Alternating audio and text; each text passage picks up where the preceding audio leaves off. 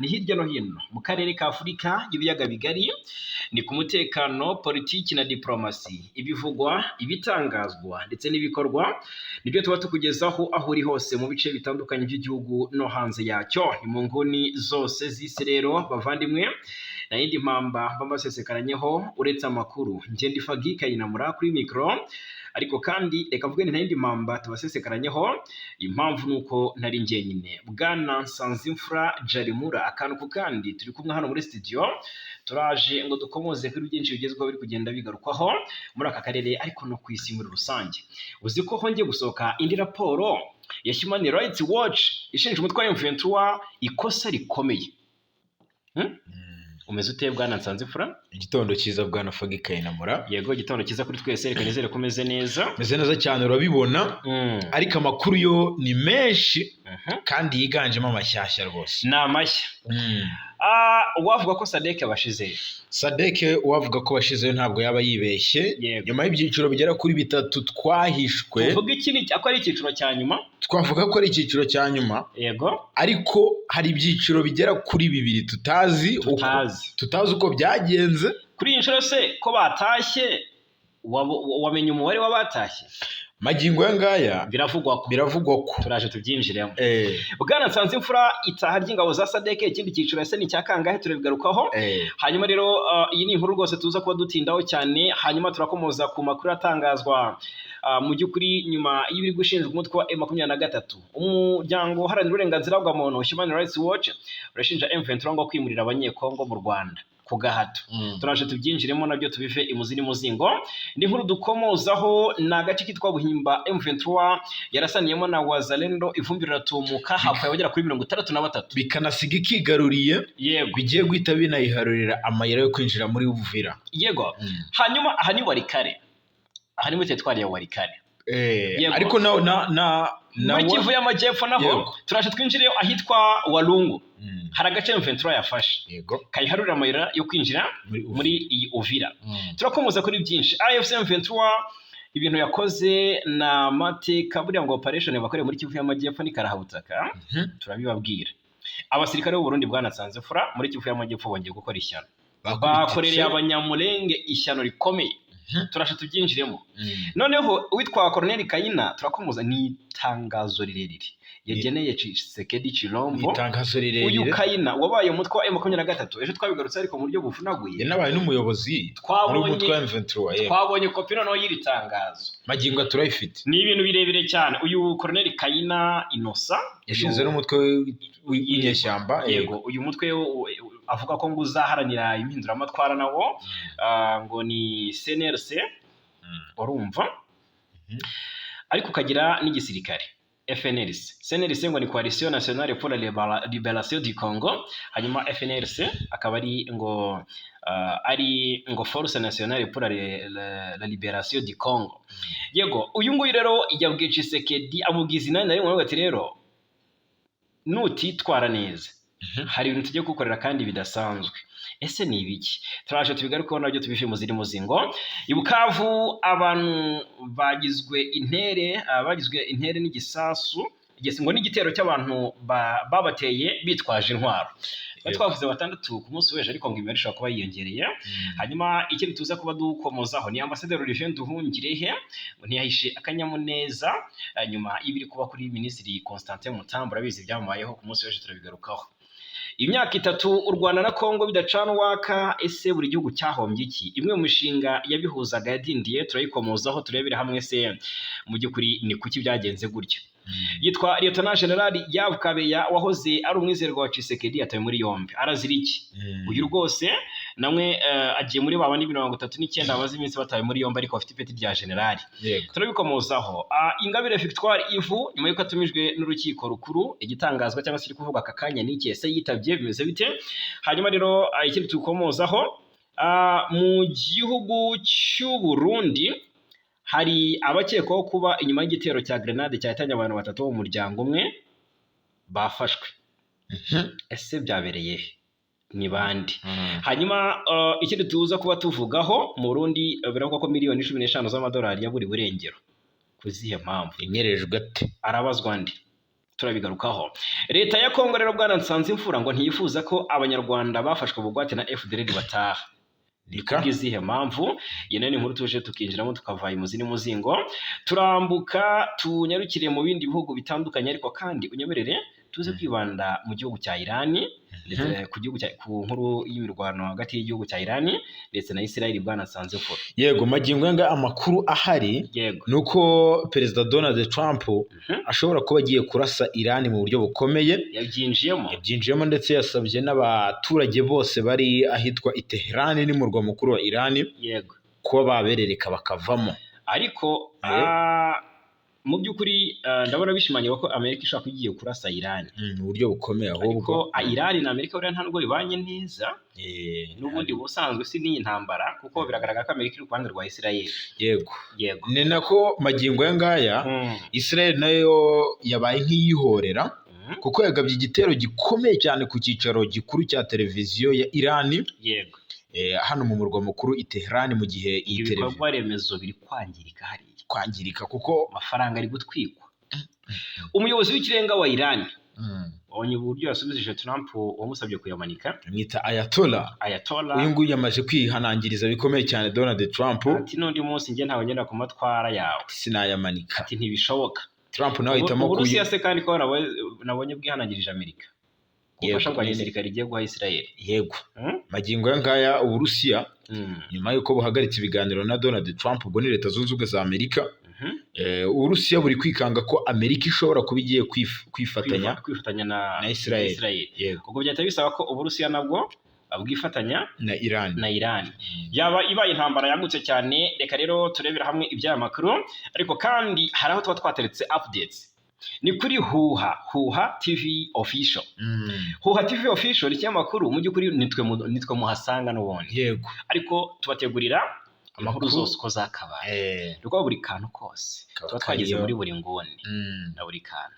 Tuba tuzana amakuru yayandi y'ubwino, ama operation aba yakozwe muri diplomasi, biba byacitse byahishwe, turaje tugende tubikusanya mujye muyasanga aho ngaho byahishwe byose. Hanyuma baze kureba hasi muri comments, barabona link bakandeho, ubundi twigendere tukomeze dutumbagire. Bakande subscribe cyangwa se abone, hanyuma basharinge no magroupe. Ni inkunga ikomeye, nyaboneka ibintu ntabwo byoroshye muri iyi minsi, nukugaba amashami cyane. Yego, bijyanye n'ibihano byashyizweho, kandi ntabwo twabura kujya tubagezaho amakuru. Ni mu nyungu zabo, ariko natwe ubwacu kuko biduha ibyishimo nibo dukorera.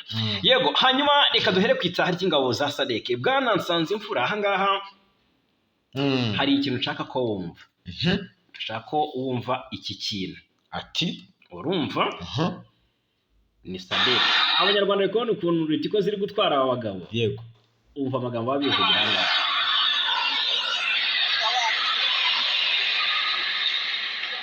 Tera icyumvirizo. Batariko ziri kwihuta.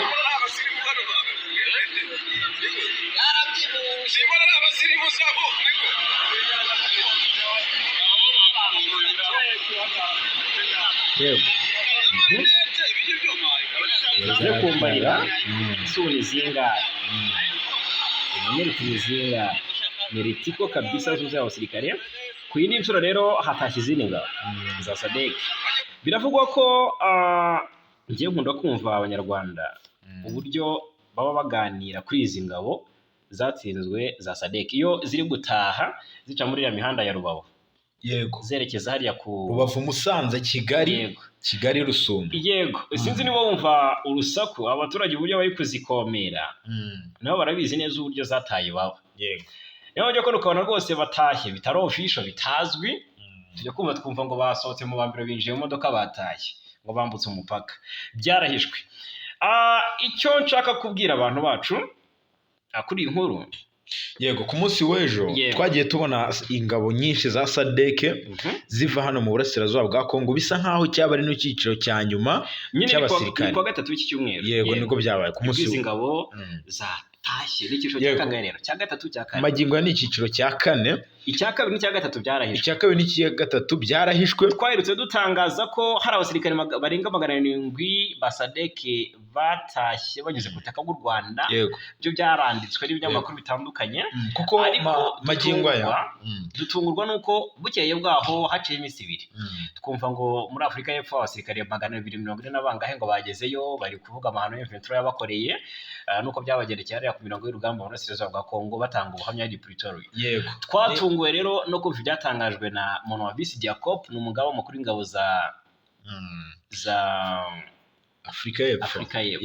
Yego avuga ati rwose twacyuye ingabo ariko imibare imaze gutumbagira rero magingo aya hari hatangajwe 2,200 kandi inkuru twabwiye twebwe ubwacu yitari y'abasirikare hari icyo gihe hari hatashye 700 byari tariki zinga niba nibuka neza 12 yego ikiriho nuko kugeza ubu ngubu nubwo ibyiciro bibiri byahishwe ariko ntabwo abasirikare batashye bari munsi y'icyiciro cya mbere bisa nkaho byari uniform kuko mbona hatashye ku cyiciro cya mbere abasirikare 700 biravugwa ko ku cyiciro cya kabiri naho hatashye 700 n'icyiciro cya gatatu rero ku munsi w'ejo kuwa gatatu hatashye ikindi cyiciro cya kane nacyo biravugwa ko cyari kigizwe n'abasirikare barenga 700 ariko batarenze 1000 magingo yanga rero tubaze twebwe tugenekereje n'ubwo imibare itarajya hagaragara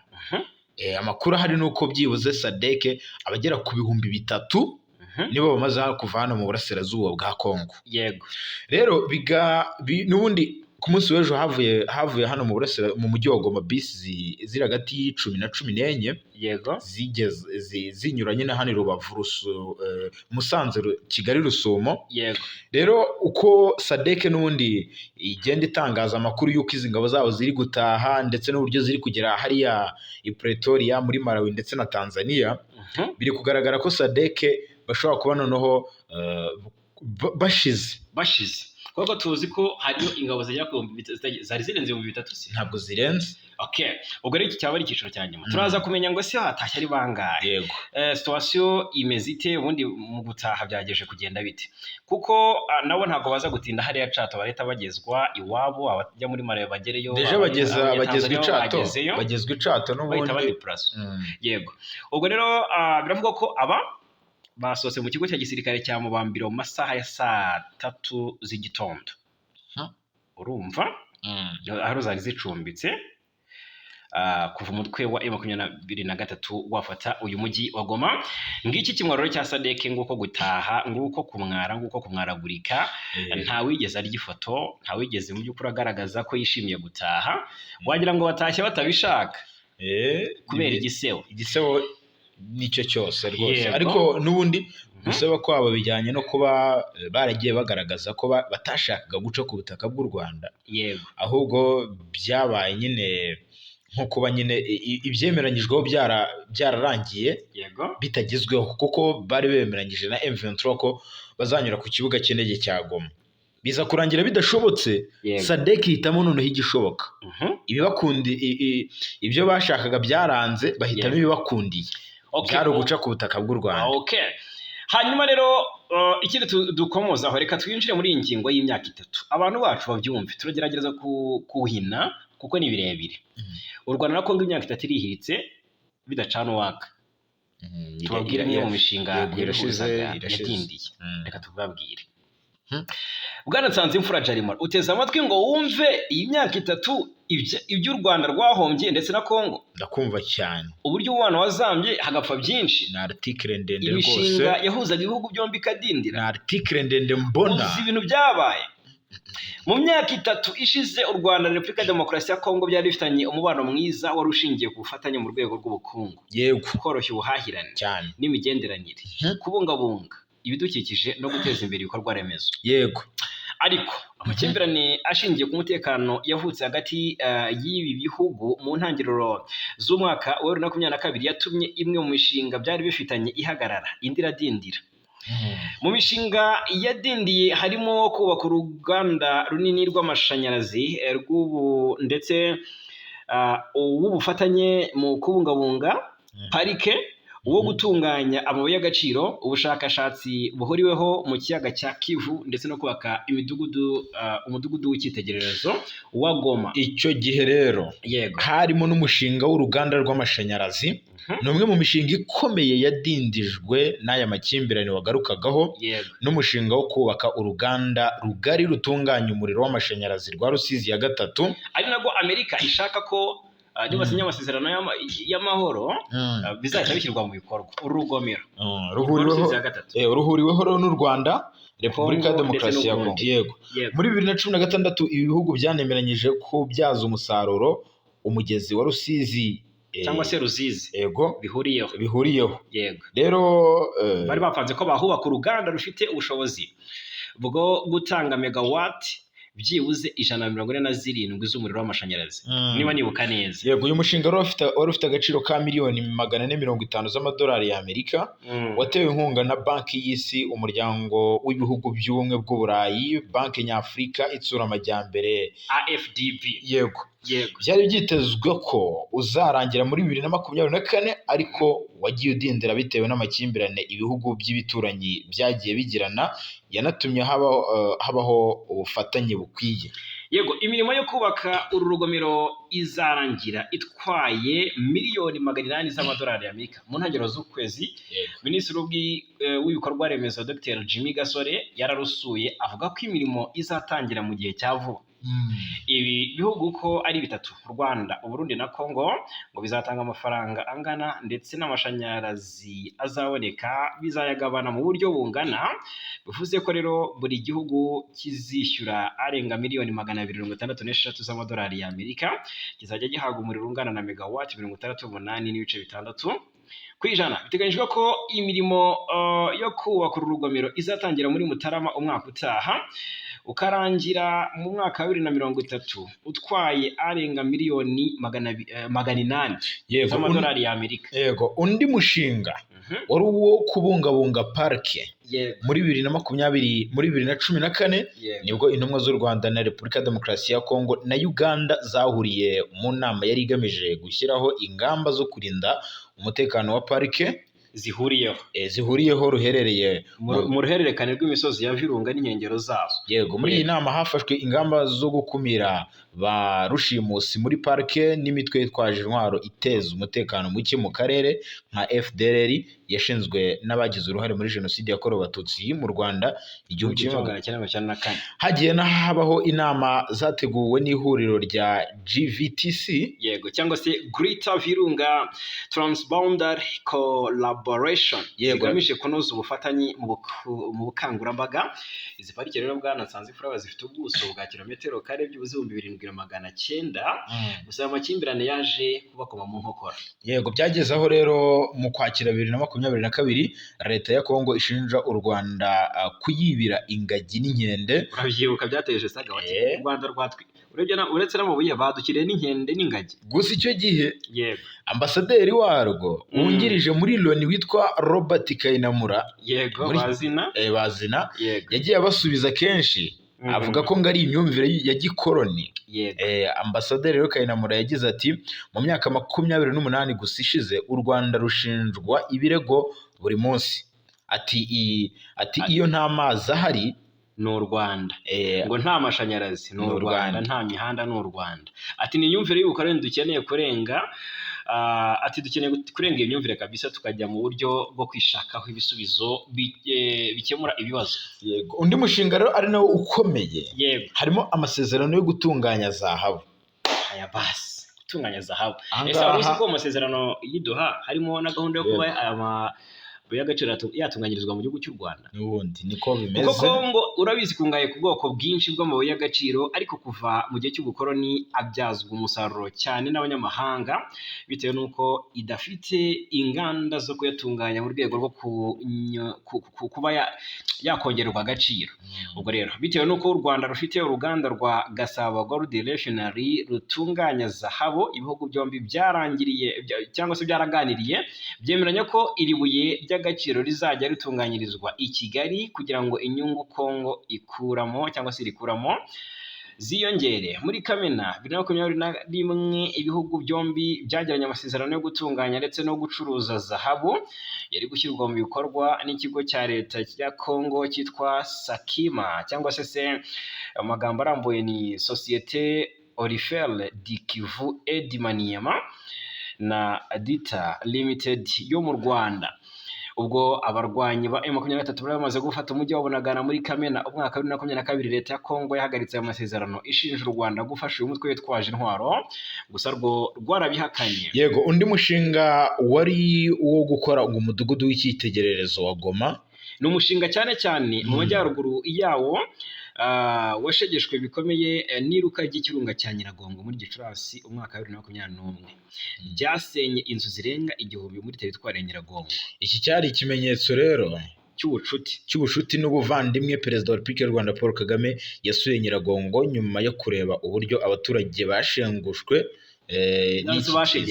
n'iki kiza, abasezeranya kububakira umudugudu w'icyitegererezo umeze neza nk'uwa Kinigi mu karere ka Musanze mu Rwanda. Ni ibiganiro byarabaye. Repubulika ya Demokarasi ya Kongo inohereza intumwa zayo mu karere ka Musanze kugira ngo barebe uyu mudugudu w'icyitegererezo wa Kinigi uko umeze. Rero ati byemezwa ko nyine ngo ibikoresho bizawubaka ngo birimo amatafari n'ibindi bizava mu Rwanda. Abayobozi basubiye iwabo banyuzwe icyo gihe. Yego, byari binateganyijwe ko uyu mudugudu uzatahwa tariki ya 4 Nyakanga 2022 ku munsi rero wo kuyibohora, ugatwara amafaranga arenga miliyari 26 z'amafaranga y'u Rwanda nk'ayakoreshejwe kuwa Kinigi. Gusa icyo gihe cyageze umubano warazambye. Yego, imambo zari zaramaze gushingwa mu kibaya cya Nyiragongo ahangaha rwose mu burasirazuba bw'igihugu cya Kongo cyagombaga kubakwamo uyu mudugudu. Ibibanza nabyo byari byarakaswe, hari kubakwa amagorofa yo guturamo ndetse n'ibikorwa remezo birimo ivuriro ndetse n'amashuri. Yego, undi mushinga harimo ubushakashatsi mu kiyaga cya Kivu. Kabisa, gufatanya ubushakashatsi mu kiyaga cya Kivu, gukora ibikorwa by'ubushakashatsi. Muri Mata 2027 u Rwanda na Kongo bwarasanze fura byagiranye amasezerano y'ubufatanye mu gushakisha peteroli mu kiyaga cya Kivu, hashingiwe ku biganiro abakuru b'ibihugu bagiranye ubwo bahuraga mu mwaka wa 2016. Byari byitezwe ko ayo masezerano azafasha ibihugu byombi kumenya uduce peteroli iherereyemo kuri iki kiyaga, ingano yayo ndetse n'uburyo ishobora kubyazwa umusaruro.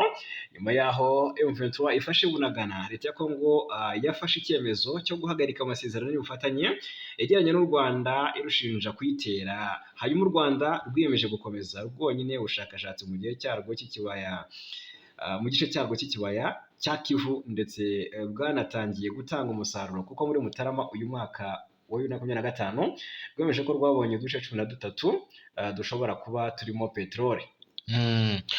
Magingo ngaya rero ubushakashatsi bwababaje leta ya Repubulika ya Demokarasi ya Kongo. Minisitiri w'intebe wayo Judith Suminwa Tuluka ategeka Minisitiri w'umutungo kamere witwa Aime Sakombi yego gusaba iki kigo cy'u Rwanda gishinzwe mine na peteroli na gaze RMB ibisobanuro kuri utu duce twabonetse mu kiyaga cya Kivu.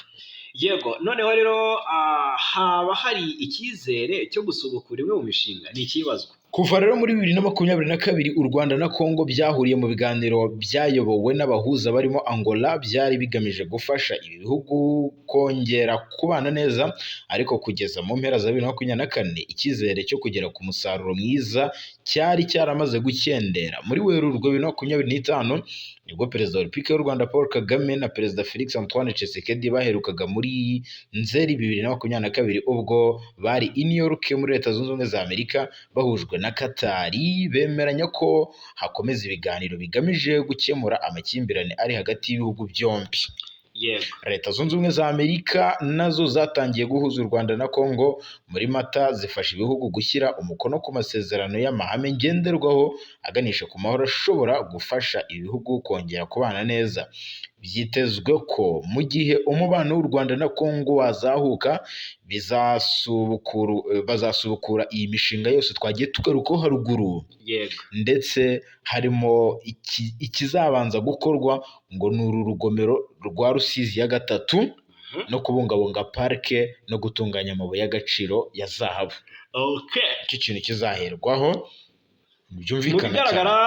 Ni byinshi ni byinshi kabisa, byinshi byagiye bigarukwaho rwose. Iyi mishinga ni myinshi kuko u Rwanda na Kongo, buriya u Rwanda ibicuruzwa byose u Rwanda rwohereza mu mahanga 90% bigezwa cyangwa byoherezwa ku butaka bwa Kongo. Hari imishinga itandukanye batanagarutse aha ngaha, ubucuruzi bwambukiranya imipaka ntabwo ku baturage kuko bwo buracyakora deje, ariko mu gihe cy'intambara mu by'ukuri bwagiye bukorwa mu nkokora. Imigenderanire ntabwo imipaka yafunzwe, ariko habayeho kutizera umutekano, bamwe barikupa, ntabwo byabura ingaruka byagize. Kandi ubwo icyo gihe nta nubwo u Rwanda na Kongo, yaba Abanyarwanda yaba Abanyekongo, ntawasabwaga visa cyangwa se ntawasabwaga pasiporo, ni uguhabwa jeto gusa. Kugera ku mupaka bakaguha jeto ugakomeza ubucuruzi bwawe nta nkomyi. Rero byagiye bikomwa mu nkokora, twagiye tunagira abaturage bagiye bagira ubwoba bavuga ati ubundi se buriya ntibirangiye. Ariko gufunga imipaka byo Tshisekedi yabaye imfura ntiyabikora, ntabwo yabaye nka Perezida Ndayishimiye. Yego, hanyuma indi nkuru twakwinjiramo rero ni raporo ya Human Rights Watch.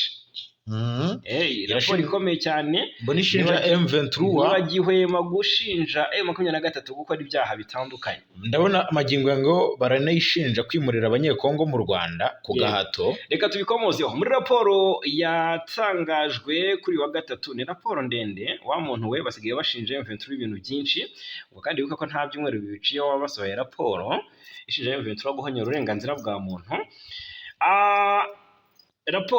Muri iyi raporo yatangajwe kuri wa gatatu tariki 18 Kamena, itangazwa n'umuryango Human Rights Watch.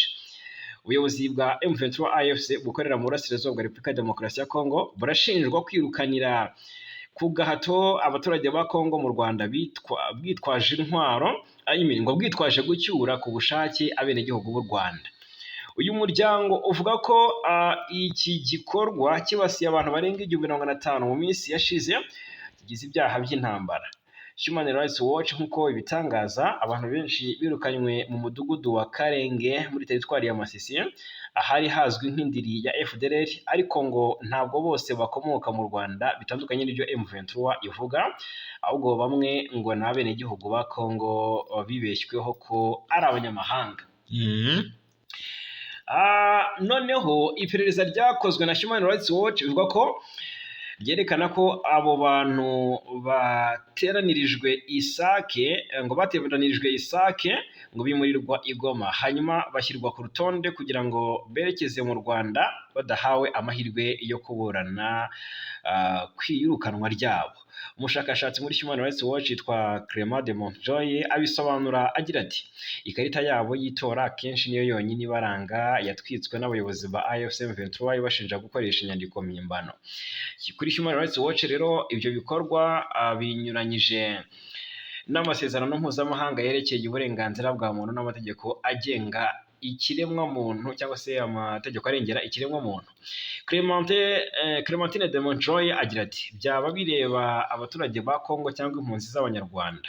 Kwimura abaturage ku gahato ni ukurenga ku mategeko mpuzamahanga, ndetse rimwe na rimwe akaba ari icyaha cy'intambara. Uyu muryango utegamiye kuri leta ugaragaza kandi uruhare rwa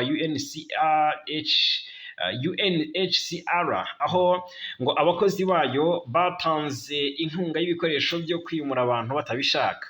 Umushakashatsi ati, UNHCR ifite inshingano zo gukemura umwirondoro n'ubushake bw'abaturage barebwa no gutaha, icyakora ibyo ntibyakozwe neza muri iyi dosiye. Human Rights Watch itanga urugero rw'uwitwa Melance Maniraguha Ndikubwimana yumvise mu kiganiro ajyanye na TV5 Monde ku itariki ya 20 Gicurasi uyu mwaka.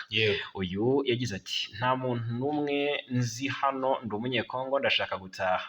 Raporo ivuga ko kuva muri Gicurasi 2025 M23 yakoze ubukangurambaga bukomeye bwo gutahuka ku baturage bavuga ko ari abanyarwanda, cyane cyane bavuga cyane cyane ngo bwibasiye abahutu b'abanyekongo.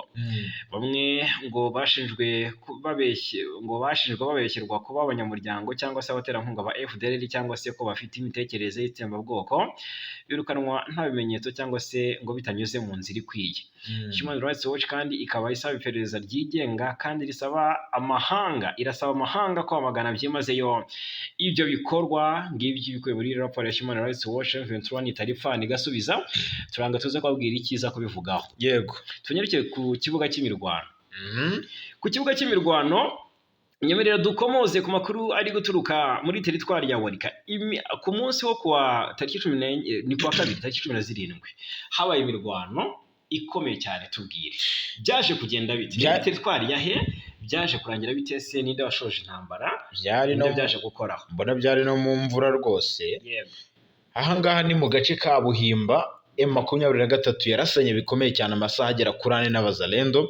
Ni imirwano ikomeye yabaye rero, yongeye no gusiga M23 ngirashe ibirindiro by'abazalendo birashye birakongoka. Ibi byabereye mu gace ka Buhimba gaherereye muri groupement ya Kisimba muri teritwari ya Warika ari muri Kivu y'Amajyaruguru.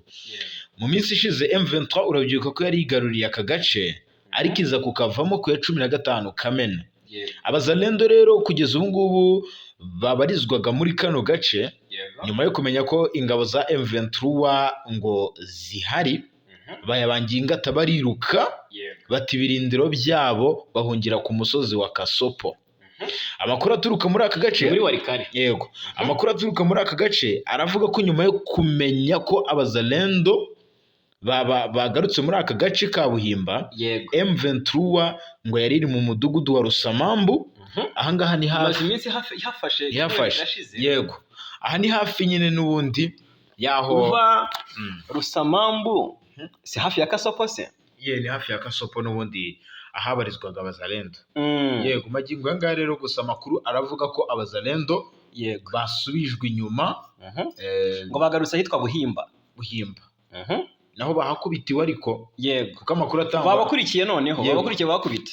Yego, amakuru rero atangwa n'abayobozi gakondo muri ibi bice aravuga ko imirwano kandi impande zombi zongeye kurasana bikomeye cyane amasaha agera kuri 4, binasiga M23 yigaruriye aka gace ka Buhimba, ariko ngo umuzalendo yaguye hano ku buryo bukomeye. Yego, ngo yahakubitiwe rwose. havuzwa abazalendo 63. Ese koko nibyo? Ni imibare ivugwa, ariko n'ubundi abazalendo ni macuri 36 bahakubitiwe. Uze kumbwira nk'uwo mubare, hanyuma umbwire mu bindi bice bazarwana ari banga. Banza abazalendo ari benshi, abazalendo ariko ntibashira, ni benshi cyane. Aho ni muri Warikare muri Kivu y'Amajyepfo. M23 yabohoje akandi gace, urumva ni ubuce. Yego, abarwanyi bakoze operation baboza akandi gace ko muri teritwari ya Walungu uri muri Kivu y'Amajyepfo. Ahubwo byakozwe kwa kabiri. Umunsi wo kwa kabiri wabaye umunsi wo kubahoza cyane kwa Rishoni ku buryo bukomeye. Byahita 17 Kamena nibwo abasirikare bo muri iri huriro rya AFC M23 rirwanya ubutegetsi bw'Kinshasa ryafashe agace ka Bwenda.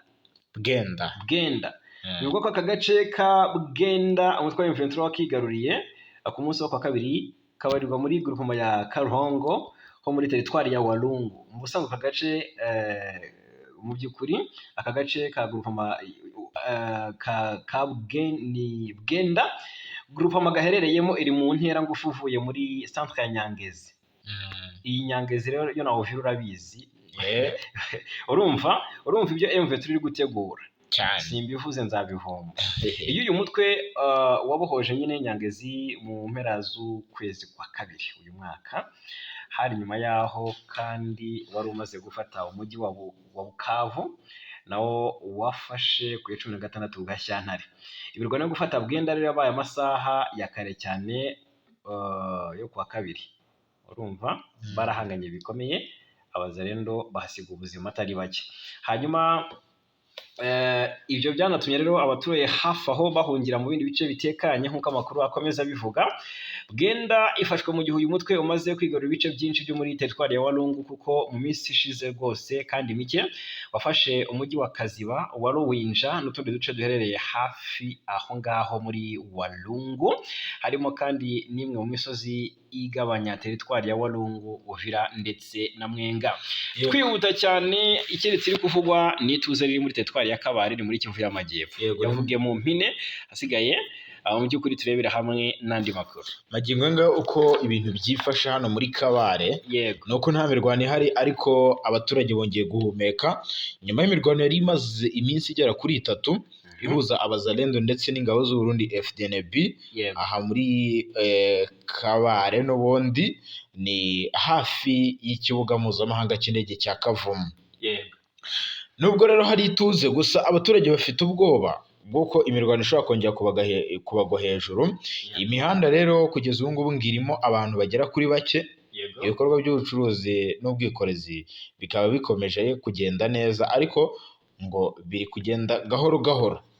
Abaturage rero bari no gusubira mu mirimo yabo, kuko no ku munsi w'ejo bagiye bagaragaza ko rwose nta mpungenge bafite, ariko bagaragaza ko isaha ku isaha bashobora kwisanga n'ubundi bongeye kuraswaho. Rero abanyeshuri nabo bongeye gusubukura amasomo yabo, ariko ubwoba ni bwose, kuko hari n'ibigo bitarafungura, kuko magingo aya ngaya ihungabana ngo ryaturutse ku masasu yavugiye hano muri aka gace hafi y'aya mashuri. Ibi byanatumye amwe mu mashuri afunga, kuko amwe yaranarashweho muri ibi bice n'ubundi. Rero umuyobozi w'aka gace yagiye agaragaza impungenge zo kuba nyine iyi mitwe nka M23 n'abazalendo ikomeje kugaragara muri ibi bice.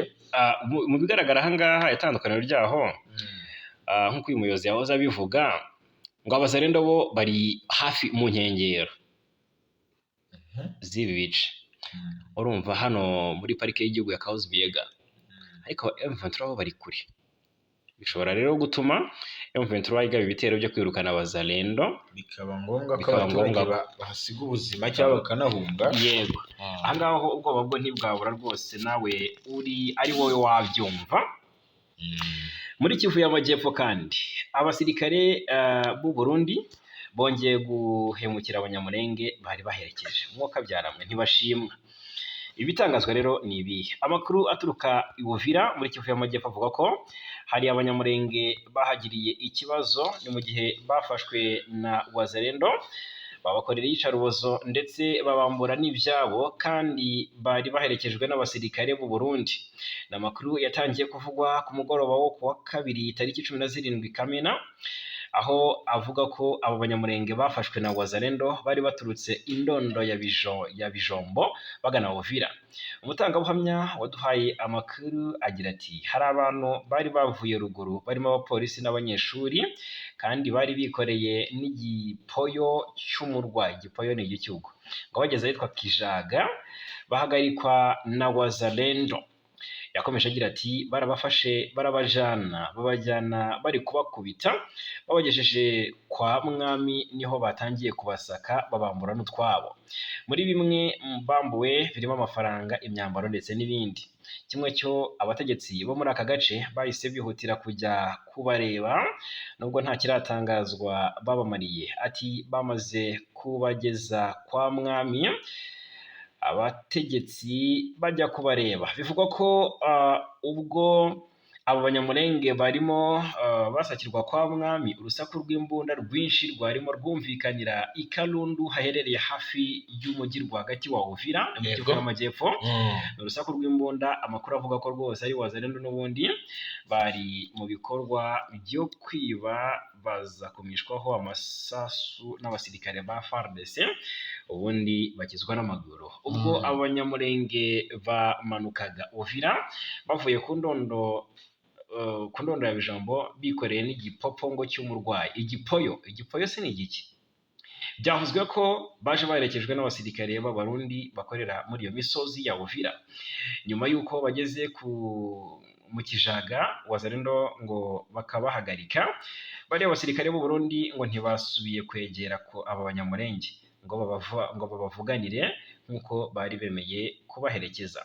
Ibi rero ni bimwe kandi baherutse no kubakorera mu cyumweru gishize ubwo abasirikare b'u Burundi baherekezaga kandi abapolisi n'abanyeshuri bavaga hariya Uvira berekeze ku ndondo ya Bijombo bagera hano kandi mu Kijaga. Wazalendo baje kubahagarika babakorera n'iyicarubozo.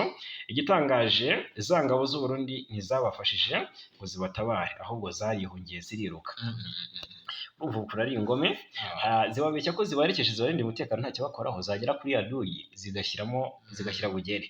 Muri Burasirazuba bwa Kongo abanyamurenge bamaze igihe barenganywa kandi barenganywa kenshi gashoboka, urumva bakarenganyirizwa iwabo bagakorerwa iyicarubozo rigakorwa na leta ya Kinshasa ariyo yo kubarengera. So hano rero bazira ubwoko bwabo bw'abatutsi bitubigarukaho kenshi, yaba igisirikare cy'u Burundi na Wazalendo ndetse na FDLR bakorana bya hafi n'ingabo za Congo FARDC, kandi buri ruhande rufite uruhare mu kugirira nabi abanyamurenge, kabone n'iyo bamwe mu banyamurenge bagikorera mu kwaha k'ubutegetsi bw'i Kinshasa.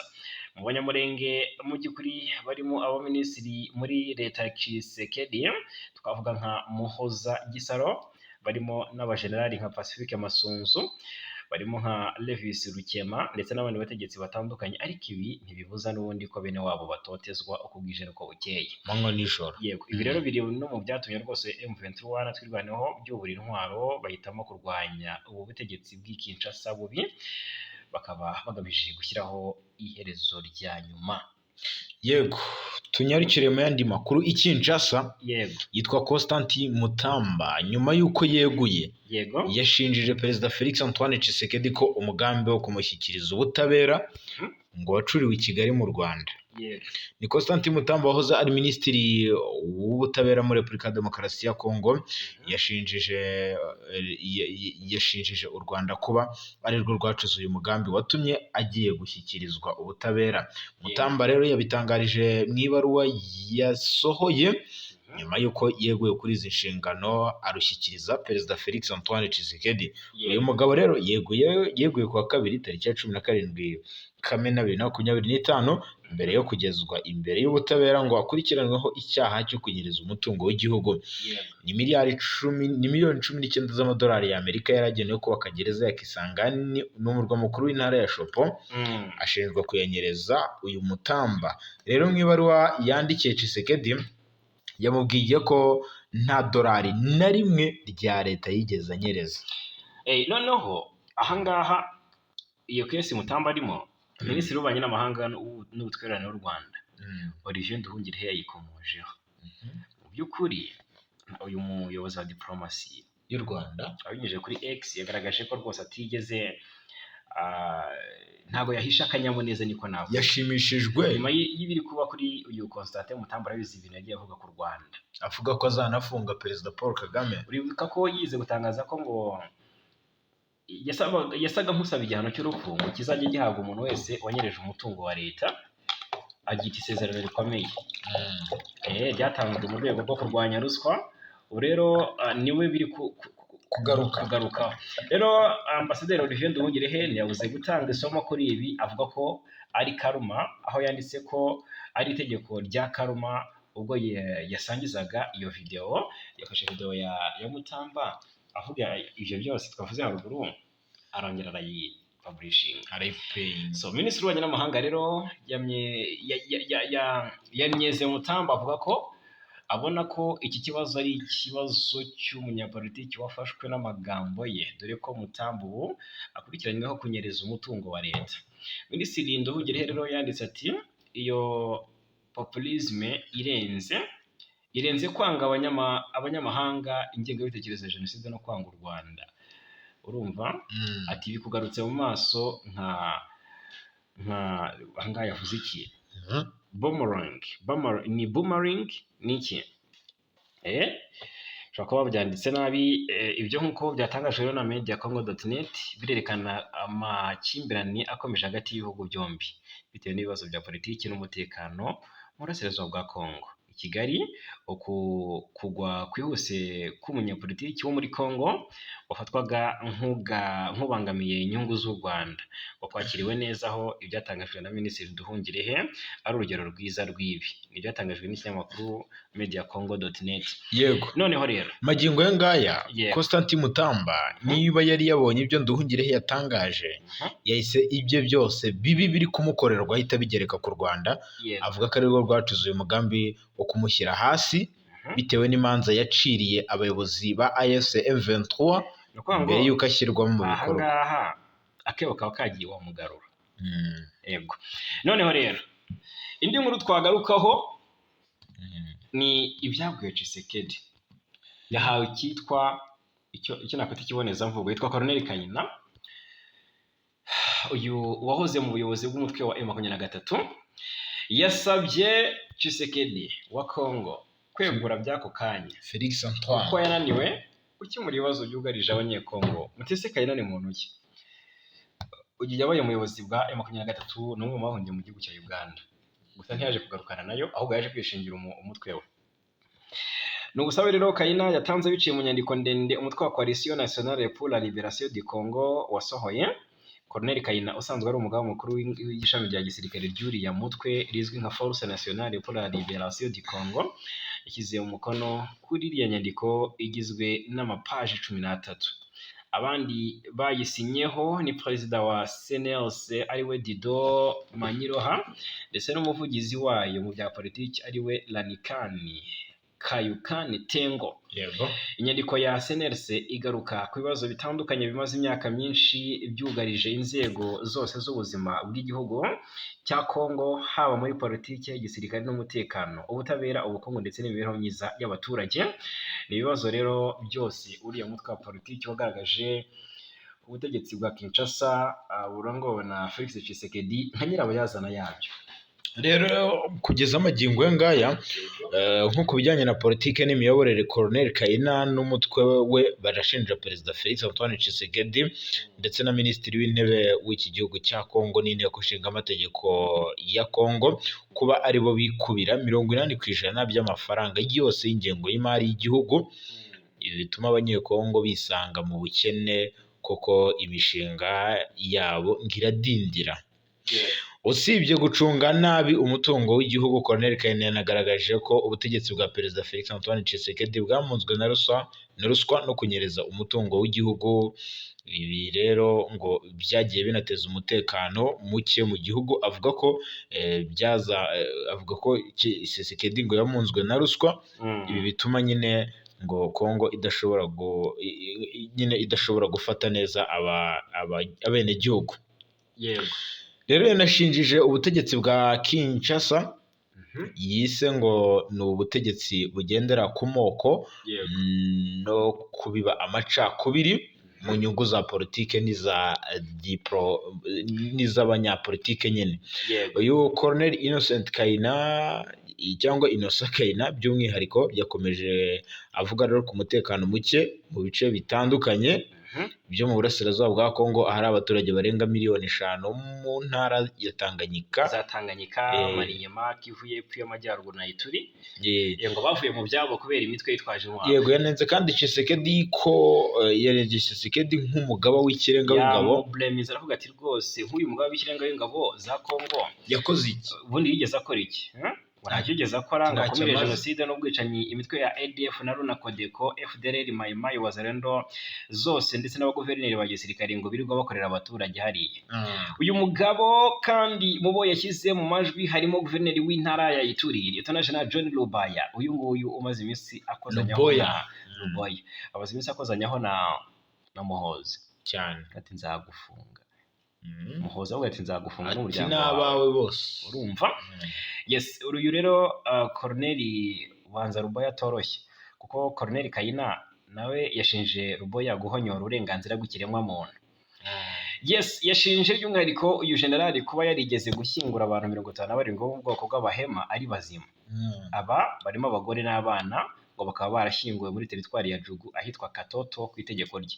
Ni wari ukuri ni inyamaswa y'inguyu. Kayina na CNLC ye bavuze ko rwose aho kurandura imitwe yitwaje intwaro ikorera muri Congo, ahubwo usanga ikorana n'igisirikare cya Kongo mu kwica no gukorera urugomo abaturage. Yashinje Tshisekedi kandi kuba umutungo kamere wa Kongo usahurwa arebera, ananenga uburyo ubutegetsi bwe kuba bukoresha inzego zirimo urw'iperereza mu kwikiza abo atavuga rumwe nabo. Yanenze kandi kuba ntacyo ubutegetsi bwe bukora ngo bushyire iherezo ku mvugo z'urwango n'izibasiriye abanyamahanga zikomeje kugaragara muri Kongo. Yego, ibibazo rero cyo kimwe n'ibindi byinshi Colonel Kayina n'ishyaka rye baravuga ko bagiye kubigaragaza nyine, ati turabigaragaza kenshi. Urumva mu by'ukuri erega n'iri shyaka rye yarishinze mu rwego ngo rwo gushyira iherezo ku myitwarire y'ubutegetsi bw'i Kinshasa. Ubwo rero uzajya kumva wumve ngo nabo bari kurwana, uzajya kumva wumve ngo bari kurwana kabisa, kandi bazazonga iriya FARDC muri ziriya ntara za Ituri. Iyi mitwe ko igiye kuzahaza bikomeye cyane igihugu. Kongo ifite ibibazo ariko witwa Tshisekedi bamusengere. Bamaze kuba abantu 7 i Bukavu, ejo twabivuzeho ariko dutangaza 6. Ejo bundi mu minsi ishize rwo byabaye tariki 14 n'eshanu, gusa abantu 7 barakomeretse mu ijoro. Byari tariki 12 di oya, ku cyumweru byari tariki zingahe? Ku cyumweru byari tariki 11 ku cyumweru deja oya 16. Icyo gihe rero arumva nibwo abagabo barenga 12 bitwaje intwaro bagize gutya bagaba igitero ku rugo rumwe ruherereye mu mudugudu wa Ndendere muri komine ya Ibanda mu mujyi wa Bukavu. Ibitero bikomeretsa abantu 7. Urumva ko umutekano muri Bukavu ntabwo urizerwa neza. Nabuze mbona witwa ngo ni Rubara Nicolas, perezida w'ihuriro Nouvelle Dynamique de la Société Civile mu ntara ya Kivu y'Amajyepfo, avuga ko ibintu bigeze ahakomeye. Ubwo yagaragaza uburyo nta mutekano bizeye. Ubwo rwose inkuru yababaje ndetse yongeye gucengeza ubwoba mu mitima y'abaturage ba Bukavu. Umutekano we ukomeje kuzambuka bwije no bukeye bwa M23. Niba bishoboka kandi koko bitangazwa ari ukuri, nigire icyo ibikoraho. Yego, yitwa Lieutenant General Yavi Kabeya kabisa, wahoze ari umwizerwa wa Perezida Felix Antoine Tshisekedi, yatawe muri yombi. Urwego rw'igisirikare cya Kongo rushinzwe iperereza rwataye muri yombi uyu Lieutenant General Jean-Claude Yavi Kabeya, wabaye umwe mu bizerwa Perezida Felix Antoine Tshisekedi kuva yajya ku butegetsi muri 2019, ubwo yajyaga nyine ku butegetsi. Tshisekedi akijya ku butegetsi muri Mutarama 2019 yagize uyu Lieutenant General Yavi Kabeya umuyobozi w'ibiro bishinzwe igisirikare mu ngoro y'umukuru w'igihugu Mason Military. Muri 2023 nibwo uyu Kabeya yasimbujwe General Frank Ntumba kuri izi nshingano. Icyo gihe byatangiye guhwihwiswa ko izi mpinduka zatewe n'uko Perezida Tshisekedi atari akizera uyu Yavu cyane ko nta yindi mirimo izwi yahise anamuhereza. Amakuru aturuka i Kinshasa aravuga ko uyu Kabeya yatawe muri yombi mu gitondo cyo ku 16 2025, gusa ibyo akurikiranweho ntabwo bizwi, nta n'icyo inzego zibifitiye ububasha zirabitangazaho. Urwego rw'igisirikare cya Repubulika ya Demokarasi ya Kongo rushinzwe iperereza rumaze iminsi rufunga abofisiye bakuru ndetse n'abajenerali, gusa ibyaha bakurikiranyweho ntibiramenyekana. Gusa sosiyete sivile i Kinshasa iragaragaza ko hari hasanzwe hafunzwe abandi basirikare bo ku rwego rwa generali bagera kuri 29, ndetse banagaragaje ko ibi bidakwiye ko aba basirikare bamara igihe kinini barafunzwe bataburanishwa. Ariko umuvugizi w'igisirikare cya Kongo General Major Sylvain Ekenge Bomusa yasubije ko mu bihe by'intambara nta bwihute buba bukwiye kubaho.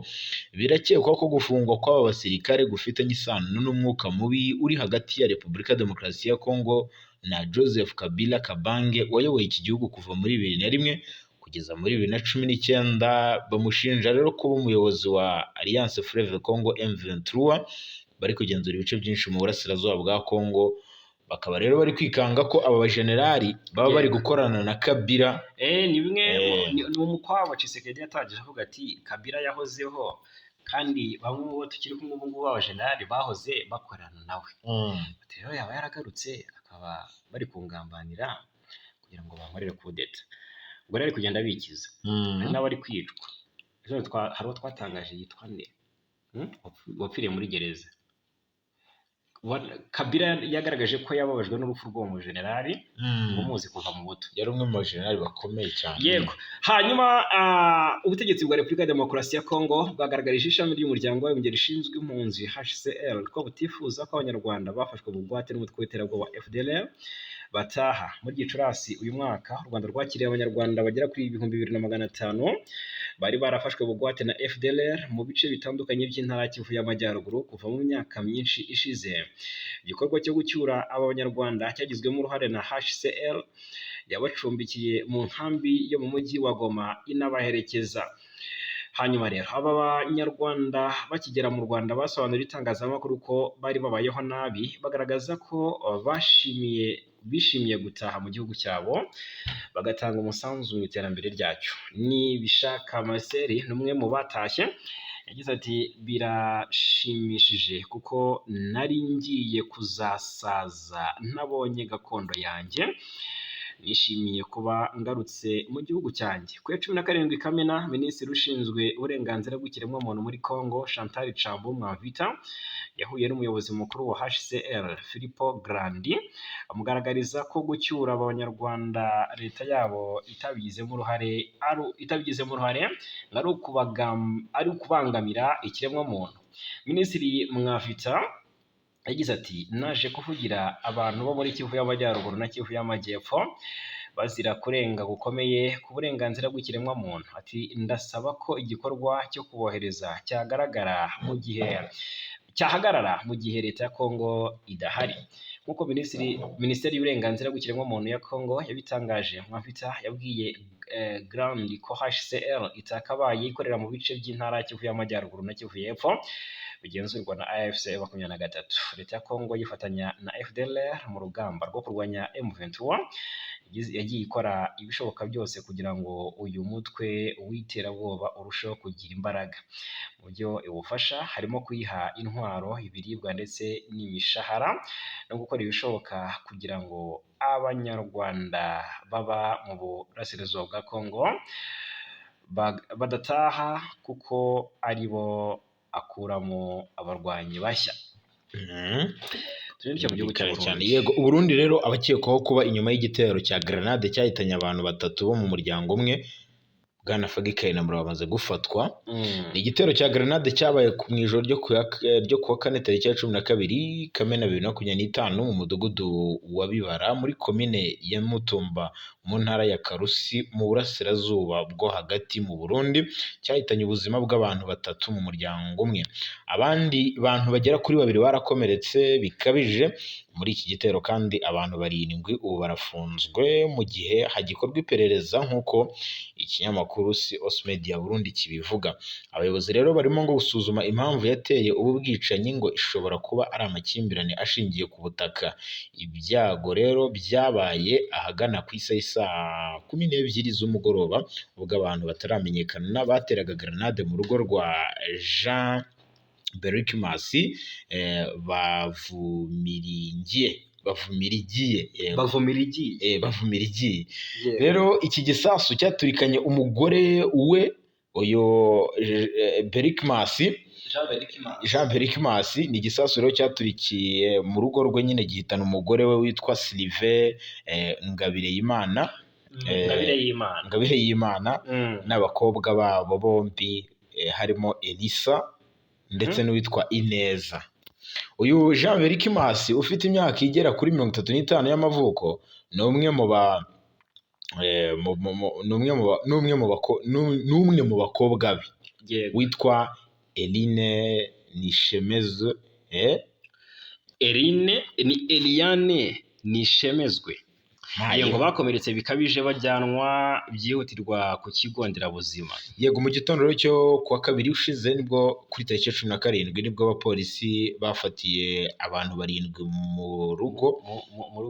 mu ngo zabo mu mudugudu wa Bibara babifashijwemo n'ubuyobozi bw'ibanze. Yego, abo rero ni Ezekiel Nkuriki, Emmanuel Ruterintimba, Gabriel Mudende, Timothée Simbananiye, Angelus Ntomoka, hari Hamudoni Basabe ndetse na Pascal Kubwimana. Abo bose bafungiye kuri sitasiyo ya polisi y'intara ya Karusi mu rwego rw'iperereza. Nk'uko umuyobozi w'umudugudu Antoine Bigirimana bitangaza, ngo icyateye iki gitero ntikiramenyekana neza, ariko ibimenyetso bya mbere byerekana amakimbirane ashingiye ku butaka.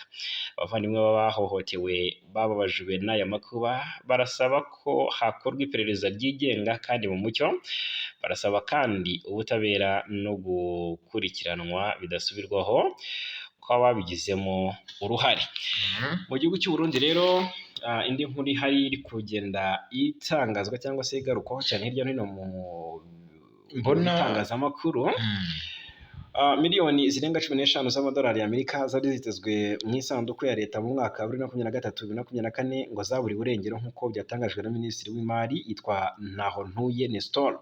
Yego, impuguke mu bukungu akanaba n'umwarimu muri kaminuza ya Massachusetts, yego, witwa Ndikumana Leonce avuga ko hagati y'ibihumbi 2019 mu Burundi bwatangaje ko bucuruje zahabu ifite agaciro ka miliyoni 765 z'amadolari.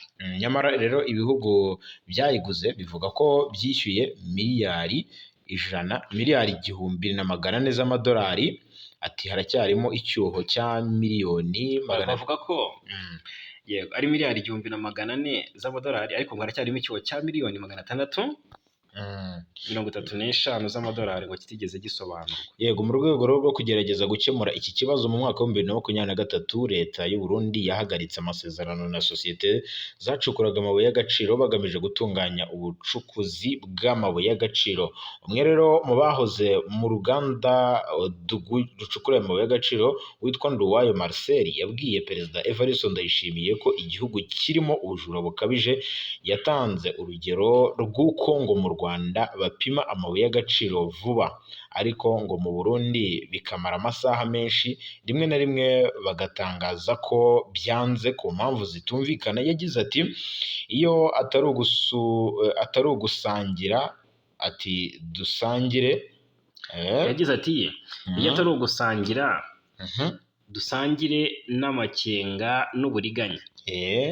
Rero Perezida Evariste Ndayishimiye mu biganiro yagiranye n'abayobozi b'inzego z'ibanze muri Werurwe 2025 yavuze ko nibura ry'ibikomoka kuri peteroli riterwa n'ubusahuzi byagiye bikorwa n'abayobozi bamwe. Ati rero sinumva ukuntu igihugu cyacu gifite amabuye y'agaciro menshi ariko tugakomeza gukena.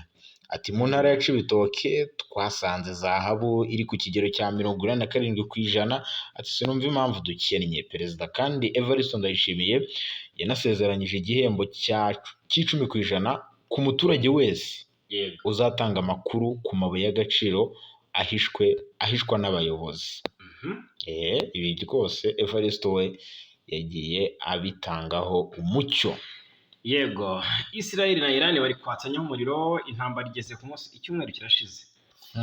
Noneho ngo Israel yagabye igitero gikomeye ku cyicaro cya televiziyo ya Iran, IRIB, i Tehran. Ni radio yabo nyine, icyicaro cya televiziyo ni IRIB. Hari i Tehran. Mu gihe iyi televiziyo yari iri gutangaza amakuru imbona nkubone. Aya mashusho yagaragaye yerekanye urusaku rw'ibiturika mu cyumba cy'itangazamakuru ndetse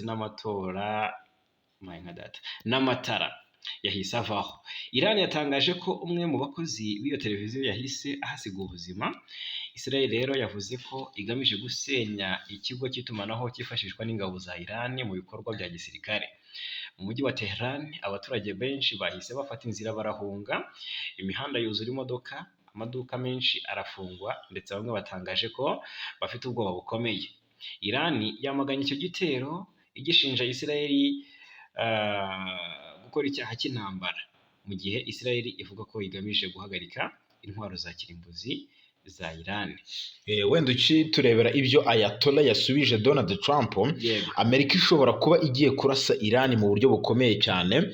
Perezida wa Leta Zunze Ubumwe za Amerika Donald Trump yasabye abaturage bose bari mu murwa mukuru i Tehran, mu murwa mukuru wa Iran nyine, ababwira ko rwose bahava vuba na bwangu. Trump yabitangaje abinyujije ku rubuga rwa Truth Social, aho yavuze ko Iran yagombaga kwemera amasezerano yasabike.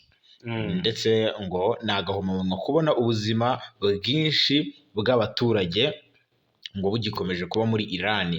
Ati Iran ntigomba na rimwe kugira intwaro za kirimbuzi. Ati nabisubiyemo kenshi. Ati umurwa mukuru i Tehran bose bagomba kuhava. Iri tangazo Trump kandi ryanakurikiye iryo Israel nayo yahise isaba abaturage bayo kuva mu bice bimwe bya Tehran, ni mu murwa mukuru wa Iran, mu gihe ibikorwa bya gisirikare bikomeje hagati y'impande zombi. Iran kandi yasubije ko ari intambara y'amaraso. Ati ni intambara ikomeye cyane. Ati kandi ishobora gusiga ubuzima bw'abaturage bwangiritse. Abakuru b'ibihugu rero ngo bigize G7 nabo bamaze kwinjiramo, kuko bahise bashyira ahagaragara itangazo bashyikirije uburenganzira bwa Israel ngo bwo kwirwanaho. Bavuga ko Iran ngo ariyo ntandaro y'ibibazo byinshi by'umutekano muke muri aka karere ko hagati. Basabye kandi ko hashakwa ibisubizo biganisha ku ituze mu burasirazuba bwo hagati, harimo n'ihagarikwa ry'intambara muri Gaza. Minisitiri w'ububanyi n'amahanga, birashoboka ko Afurika y'Epfo ishobora gufunga ambasade ya Israel. Ko Minisitiri w'ububanyi n'amahanga n'ubufatanye mpuzamahanga wa Afurika y'Epfo yitwa Roland Lamora, we yatangaje ko guverinoma iteganya gufata icyemezo cya burundu mbere y'uko uyu mwaka urangira ku bijyanye no gufunga ambasade ya Israel i Pretoria. Ibi Lamora yabigarutseho ubwo yasubizaga ikibazo cy'umudepite w'ishyaka EFF yitwa Virgile Gerike, wamubajije ibyakozwe kugira ngo hashyirwe mu bikorwa icyemezo cyafashwe mu Gushyingo 2023 n'inteko nshingamategeko cyo gufunga ambasade ya Israel muri iki gihugu. Lamora rero yavuze ko ibiganiro n'inzego bireba byarangiye, ndetse ko hamaze gutegurwa inyandiko igomba gushyikirizwa inama y'abaminisitiri kugira ngo ifatweho icyemezo cya nyuma. Abantu rero baribaza batese ni ukubera iyi ntambara Israel irimo na Iran, batese niba Afurika y'Epfo yafunga ambasade ya Israel muri Afurika y'Epfo hari Pretoria, ntijya bisobanuye ko bashyigikiye Iran? Yego ni ikibazo. Magingo ngaro n'umuyobozi w'ikirenga wa Iran yasubije Trump wamusabye kuyamanika. Trump yaravuze ati Iran nirekere kubera ko turashemerera. We ari kwidekara avuga ati ngiye kuyigabaho ibitero. Ariko witwa Ayatollah yamushwishurije rwose. Yamubwiye iki rero? Magingo ngaro umuyobozi w'ikirenga Iran yateye utwatsi ubusabe ngo Al-Khamenei ndababyishe byose. Yateye utwatsi rero ubusabe bwa Donald Trump wa Leta Zunze Ubumwe za Amerika wamusabye ko yayamanika ngakarekereye intambara ahanganyemo na Israel. Rero ku itariki ya 17 uyu Ayatollah yabwiye Donald Trump ati ntabwo nakwihangana rwose, Amerika ntabwo mukwiye kutugira inama, ntimukwiye no kumbwira ikintu icyo ari cyo cyose. Uyu Ayatollah mu ijambo yavuze yanyujije kuri televiziyo y'igihugu, yavuze ko ngo adateze kuyamanika na gato nk'uko Donald Trump abyifuza. Rero magingo aya ngaya igisirikare cya Israel gikomeje kugaba ibitero simusiga kuri Iran, gusa indege z'intambara zari zirimo zirasa umurwa mukuru i Tehran ku munsi w'ejo. Ibihumbi by'abanya Iran batuye muri iyi mijyi barahunze. Ni nyuma kandi yo gusaba Amerika ko abaturage bose bari mu murwa mukuru i Tehran bahava. Igisirikare cya Israel kandi kuwa gatatu cyatangaje ko kandi cyanifashishije indege z'intambara zigera kuri 50 mu kurasa aha hantu tumaze kukubwira muri Iran, habarirwa muri 20. Ni ukuvuga ngo Israel yarashe imijyi igera kuri 20 yo mu murwa mukuru wa Iran, harimo n'umurwa mukuru i Tehran. Yego, intambara irakomeje. Ariko kuri Huha TV official amakuru barayasangaho 5 kwa 5 y'izi ntambara zose zo muri Aziya. Umunyamerika avuga ati ngo what you are n'umwongereza deja ati what consumes your mind controls your life. Reka tubashimire cyane. Akoze cyane. Ushimire cyane bwana Nsanze Fragile Mura. Akoze cyane nawe bwana Fagikayi na Mura. Dushimire cyane abakunzi bacu, amakuru n'ibiganiro byo kuri uyu muyoboro nakagaruka.